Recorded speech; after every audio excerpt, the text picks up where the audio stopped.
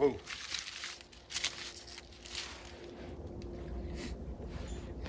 Hey guys, Chris here. So I'm out here in the woods and pretty much everything is wet. And I found a mag bar, so I'm going to do a mag bar fire for you guys, but I'm going to take you with me as we search around and try to find some things that are dry that we can actually use. There isn't much that's dry, but I have found a few things, so I'm going to take you guys with me. We're going to see what we can find, put them in the old bandana here, and hopefully we can get enough of everything that we can get a fire going with the mag bar. So let's get after it before it gets dark. Hey guys, so I've found a couple things I can use, and it's horseshoe fungus. And you can see there's a whole bunch of it here on this tree. Now, you want to try to get this stuff on a dead tree. And if you look, this tree is dead. It's here. But a way you can check to see if these here are dead, one, the sound, you got that hollow sound here underneath. Feel this and see if it's still moist. You see how my finger is doing that? These are still alive. So these, I could use the tops of them, but I'm not going to touch these at all because they are alive. But if you look over here on this tree, we've got a fallen over tree that's got a pretty nice sized one on there. See that? So we're going to take some of this, and that is going to be excellent in helping us get our fire going. Guys, so if you can see behind me, these eastern red cedars here. So if I can find one of these that has some dead branches at the bottom and has a lot of dead needles on it, these are excellent in getting a fire started. Not only is the tree going to keep that stuff dry if it's still on the branch. You don't want to get it off the ground because it's probably going to soak up some moisture, but as long as I can find it still on the tree, we're going to collect some of that because that is going to be excellent in helping us get a fire started. All right, guys, so I found an eastern red cedar that has some dead needles on it. I'm going to show them to you, and then we're going to collect them and put them in the bandana. As you can see there, sorry about the sun, but these right here. So we're going to collect as many of these as we can off this branch. Hopefully we can find some more of this. If not, it'll have to do. You can see this is a type of thistle here. See these old flower tops here? We're going to take all that we can get out of this plant.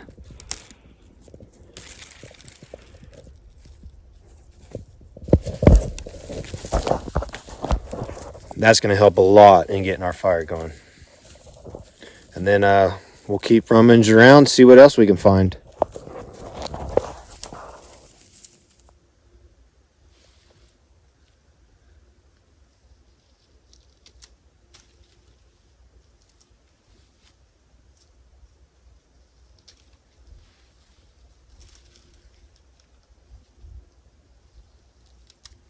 Found an area that has got a lot of grass growing. This is going to be excellent in making the base of our bird's nest. So we may or may not have to blow it into flame, but regardless, this is going to help quite a bit. And I'll show this to you. See this nice little patch of grass growing here. So we're going to collect some of this and add it to the bandana.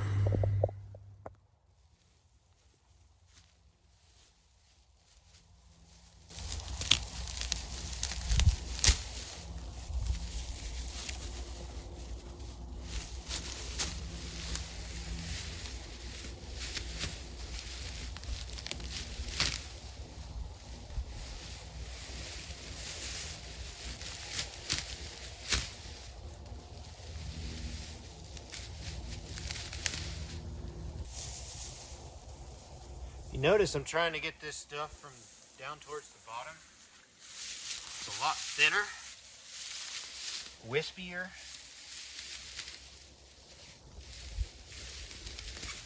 I just hope it's dry enough.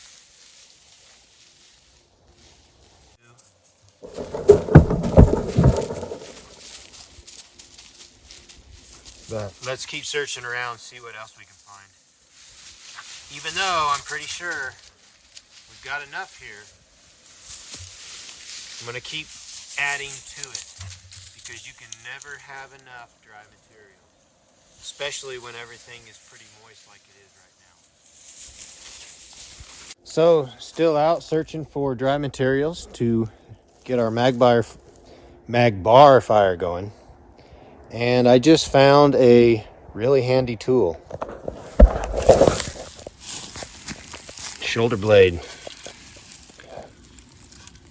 You can do lots with this. One of the most simplest things you can do with it.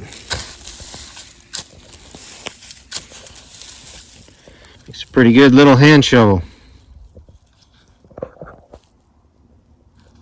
Collect any of this, but it is somewhat useful in getting a fire started. And this is some old pokeweed here. Now with pokeweed, once they die, they kind of bend over and all the leaves will hang down. And they're most generally pretty dry. As you can see here, there's some old pokeweed. See how these leaves are hanging down?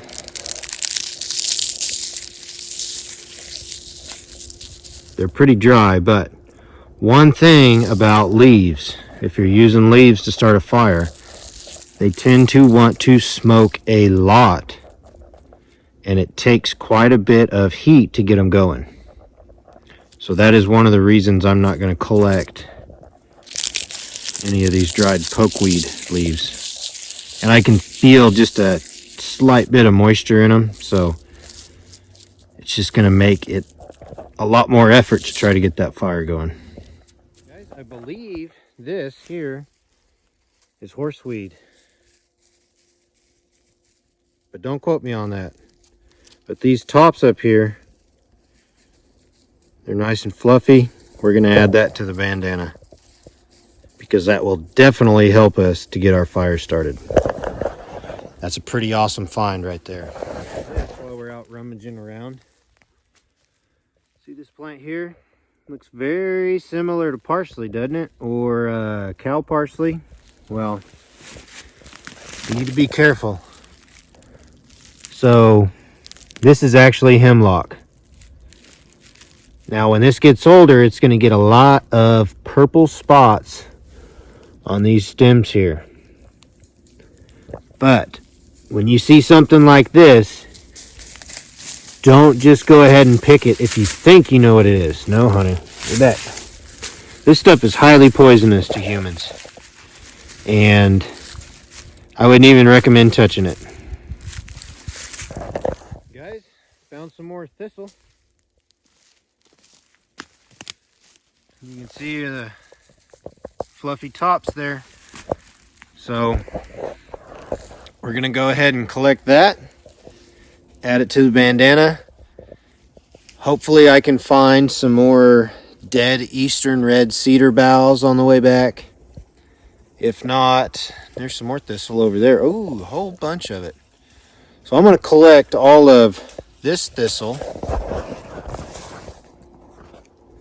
and all of the thistle that you can see in through here. See all these heads over here? I'm going to collect as much of that as I can. And hopefully find some more red cedar boughs. Dead red cedar boughs.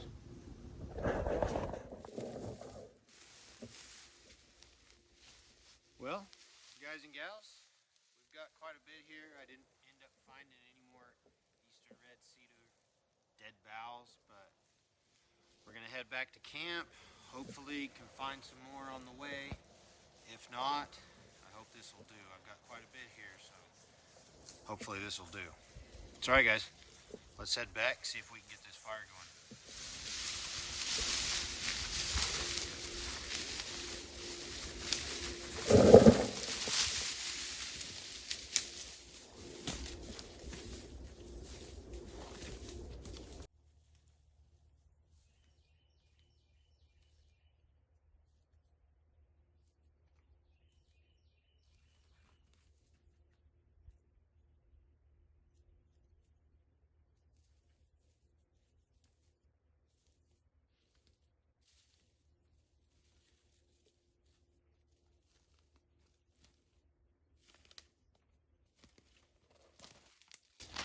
Show you guys a pretty neat plant. So this is known as white horse nettle. Another name for it would be, now that I'm trying to think of it, it slipped off my tongue. Anyways, white horse nettle. So this plant is somewhat toxic. However, these berries here, say you've got a toothache or a gum ache, you can take this little berry here and put it, kind of chew on it where that ache is, and this will help alleviate that pain. However, do not swallow these. Do not swallow the juices. It's slightly toxic, so I wouldn't really mess with it. But if you're in dire need of something to help the toothache out, white horse nettle will help that. Alright guys, so I've got my teepee dill built. I'm not going to end up using the horseshoe fungus. I think I found enough grass and red cedar boughs that I don't need to.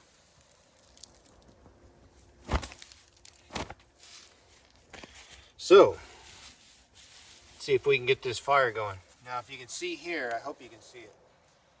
I've kind of built a teepee type fire, and I put a lot of the red cedar boughs down here underneath because those like to burn really well. Right here I've got a bundle of grass, a full potload of thistle fibers. So what we're going to do first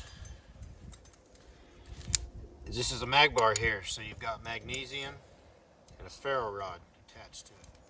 What I'm going to do is I'm going to scrape off a bunch of this magnesium here. Hopefully get a nice little pile of that going.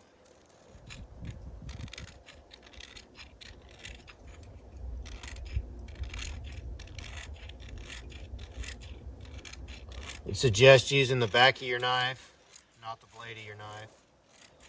The back of your knife is good enough.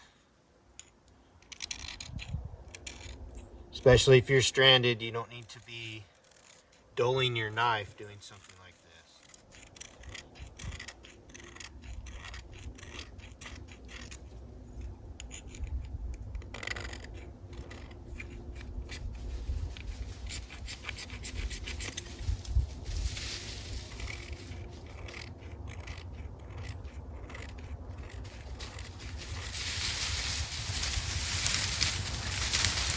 If you can get a spark to hit one of these shavings of magnesium, stuff burns pretty much hotter than the sun, so it's a really good way to get a fire going.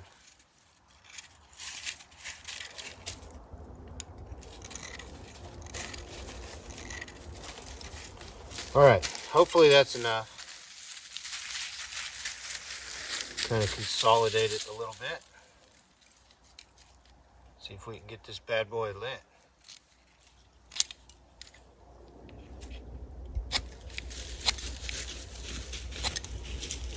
There it goes. Pretty quick. You can see how thistle fibers work really good. Now you hear that sizzle?